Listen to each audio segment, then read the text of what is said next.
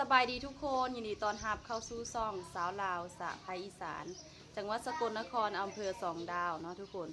มือนี้มาพบเจอกันในวันที่27เมษายน2568เนาะมาพบเจอกันในช่วงเช้าเนาะตอนนี้ก็เวลา2 โมงเช้าแล้วเนาะเดี๋ยวมื้อนี้เราจะ ไปเลี้ยงควายคือเก่านั่นแหละเนาะมากินข้าวเช้าน้ำกันเด้อกินข้าวเช้าแล้วจะแยกย้ายกันเฮ็ดหน้าที่น้องก็เฮ็ดหน้าที่อยู่เฮือนเฝ้าเฮือนเอื้อยก็เฮ็ดหน้าที่เลี้ยงควายเนาะเบิ่งแต่สุดกระต่างกันแล้วมากินข้าวเช้าน้ำกันมีผัดผักกูดแล้วก็ทอดกระดูกหมูเนาะหลายอย่างอยู่มา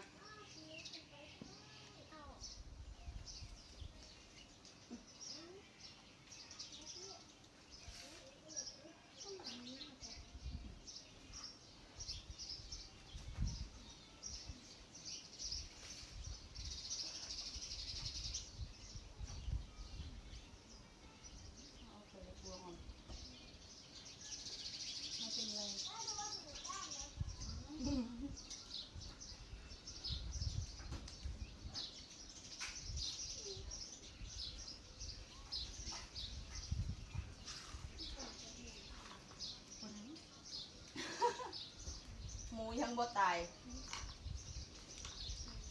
กินเลย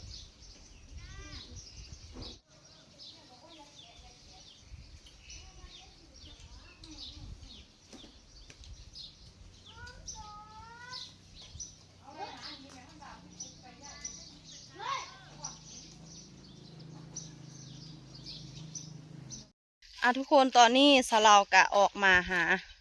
น้องควายแล้วเนาะในเวลา9:22 นาทีเนาะไม่ได้ออกขอกเลยนอนอยู่ขอกไม่หลายคืนแล้ว2 คืนแล้วนะน้องปีใหม่มาลิป้าเดี๋ยวสิพาขึ้นไปกินอยู่ปลาอย่างคุณเนาะพาขึ้นไปลามอยู่ปลาอย่างโอ้ยปลาอย่างปลานี่ก็มืดแล้วทุกคนบางทีสลาวเอาไปลามนั่น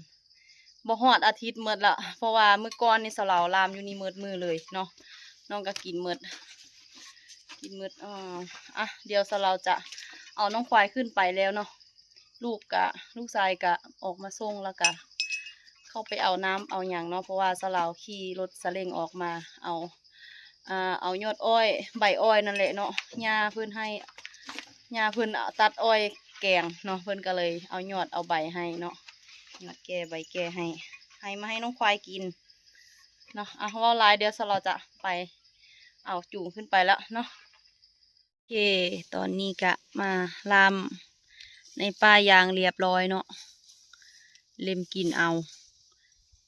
หญ้ากะบ่ค่อยมีแล้วเนาะกะเป็นบางๆแล้วส่วนหลายกะสีเหลือแต่หญ้าที่ควายบ่กินเนาะหญ้าใดที่ควายกินกะสีเริ่มบางเพราะว่าสาวลาวมาล่ามหลายมือแล้วเนาะนี่ล่ามหลายมือแล้วหญ้าก็เลยเริ่มสีมืดแม่นางให้เบิ่งวิวป่าอย่างนี่แหละเพราะว่าสาวลาวกะอยู่แต่ป่าอย่างเนาะนั่นน้องของขวัญยายกันอยู่หูนะน้องมะลิเนาะตอนเที่ยงจะสิเฮ็ดอีหยังกินเนาะจังค่อยไปคิดเมนูกินข้าวร่วมกันอีกมื้อนึงวันจันทร์นางกสิกลับแล้ววันจันทร์เนาะทุกคนตอนนี้ก็เอาน้องควายมาเข้าห่มแล้วเนาะเวลาเที่ยง9 นาทีเนาะทุกคนอาบน้ำกินน้ำแล้วก็มากินหญ้าที่สละเอามาให้มื้อเช้านี่แหละเนาะก็เป็นยอดอ้อยเนาะเป็นใบอ้อยนั่นเนาะเดี๋ยวเราจะเข้าเมือหาน้องสาวเนาะเมื่อหาเฮ็ดเนาะกินข้าวเที่ยงน้ำกันปะทุกคนตอนนี้เรากะมาฮอดบ้านแล้วเป็นที่เรียบร้อยเนาะฮอดเหือนแล้วในเวลาเวลาบ่ายโมง21 นาทีเนาะกำลังสิพากันเฮ็ดเนาะกินเด็ดปีกจงเก้า เด็ดปีกตะกะแตนเนาะ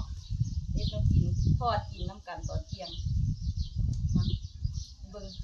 ตะกะแตนซื้อมื้อเช้านี่แหละ100น้องซื้อ น้องสาวซื้อ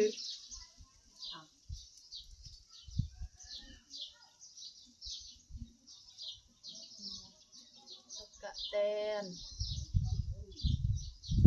เด็ดปีกกับขาเด็ดมือเลยบ่มือดอกเครื่องนึงเพราะมันไหลอยู่โอ้ยฮ้อนพัดลมโอ้ได้ยินเสียงพัดลมมาเนาะยังวืออยู่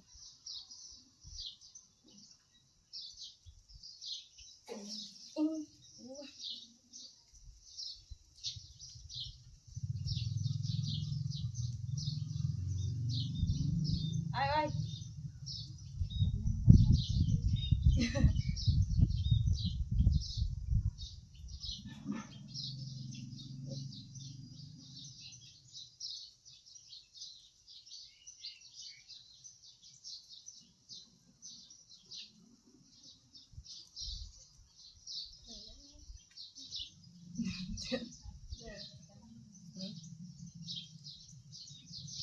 กินปีกกันเอง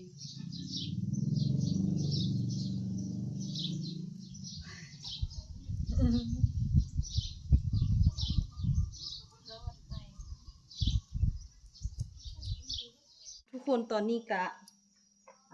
เด็ดปีกแล้วเป็นที่เรียบร้อยเนาะตั้งกระทะกำลังเดือดสิเอาลงทอดเลย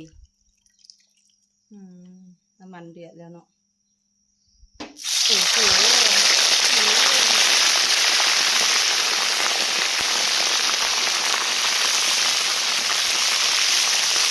เต็มหัวเลย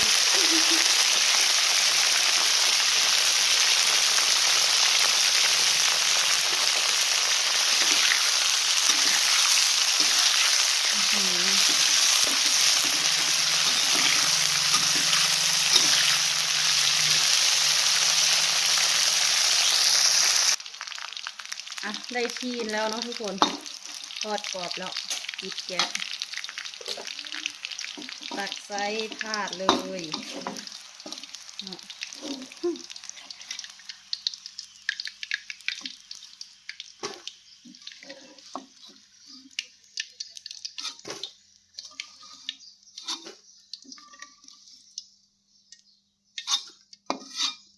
โอเค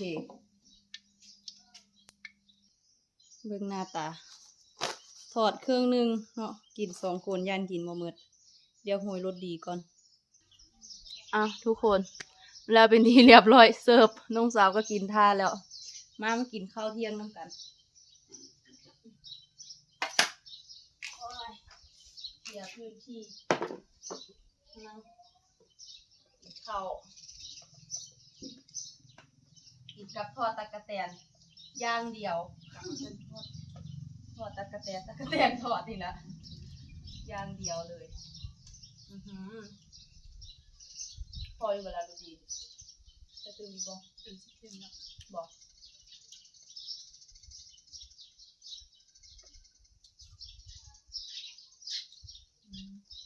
ตัวมีไข่บ่มียังไงตัวมีไข่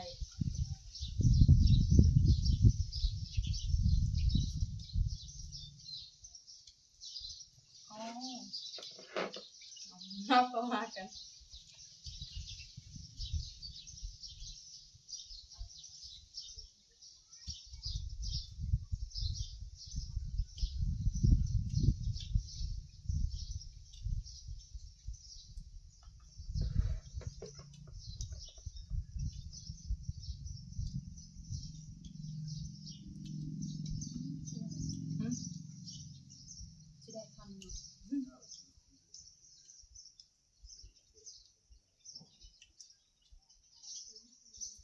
ตัวละคำเลย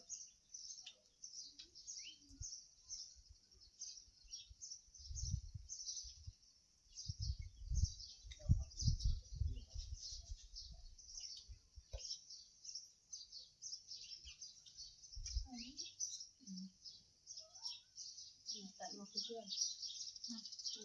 อันนี้โยนเลยนะป้าเนาะ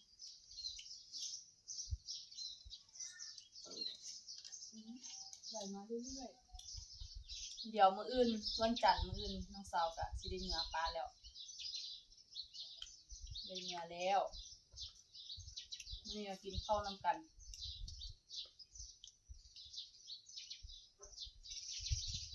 ก็สิได้มาอีกก็จักมื้อใดเนาะจักเดือนอีกจักเดือนจังสิได้มาอีก3-4 เดือน3-4 เดือนมาเทื่อนึง4-5 เดือน4-5 เดือนมาเทื่อนึง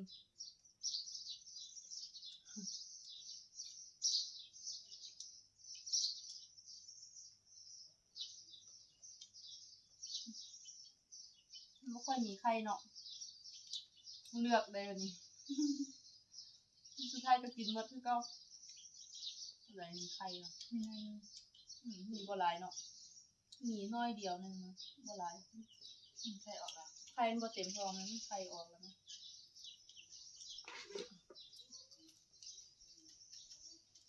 เดี๋ยวกินอย่างเดียวเมนูจานเดียวอาหารจานเดียวเพราะว่าหยังก็บ่ถูก